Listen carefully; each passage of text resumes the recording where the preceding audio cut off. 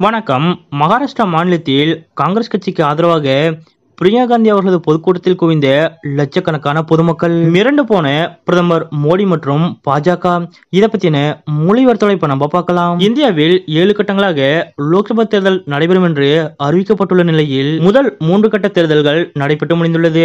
மேலும் நாளை மறுநாள், அதாவது 13ஆம் தேதி 4ஆம் கட்ட தேர்தல் நடைபெறுகிறது. அதன்படி நாடு முழுவதும் பாஜக மற்றும் காங்கிரஸ் கட்சி தீவிர பிரச்சாரத்தில் ஈடுபட்டு வருகின்றனர். இதற்கிடையே முதல் 3 கட்ட தேர்தல் நிலவரப்படி தற்போது காங்கிரஸ் கையே ஓங்கி இருப்பதாக பல்வேறு ரிப்போர்ட்டுகள் வந்துள்ளதாக கூறப்படுகிறது. இது பாஜகவிற்கு மிகுந்த அதிர்ச்சியை ஏற்படுத்தியிருந்தது.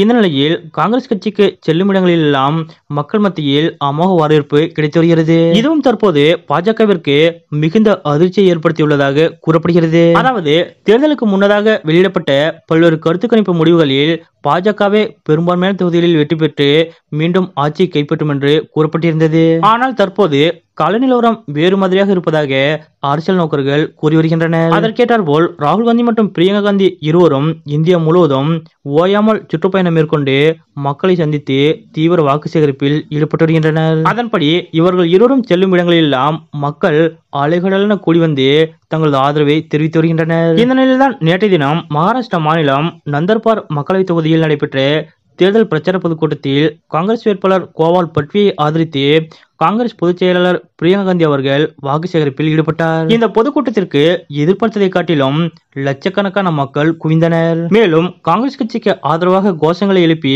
அந்த இடத்தையே அதிரவிட்டனர். இந்த வீடியோ தற்போது சமூக வலைதளங்களில் வைரலாக பரவி வருகிறது.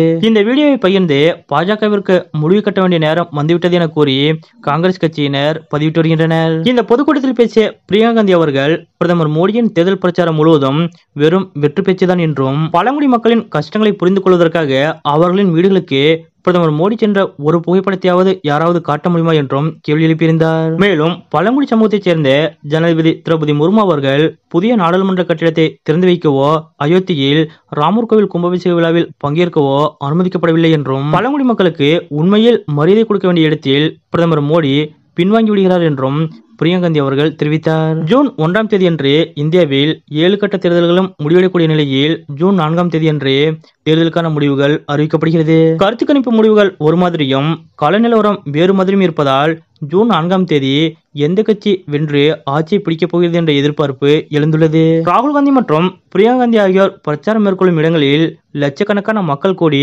தங்களது ஆதரவை தெரிவித்து வரக்கூடிய இது போன்ற நிகழ்வு பற்றிய உங்களுடைய கருத்துக்கள் என்ன அப்படிங்கறத மறக்காம கமெண்ட்ல குறிப்பிடுங்க.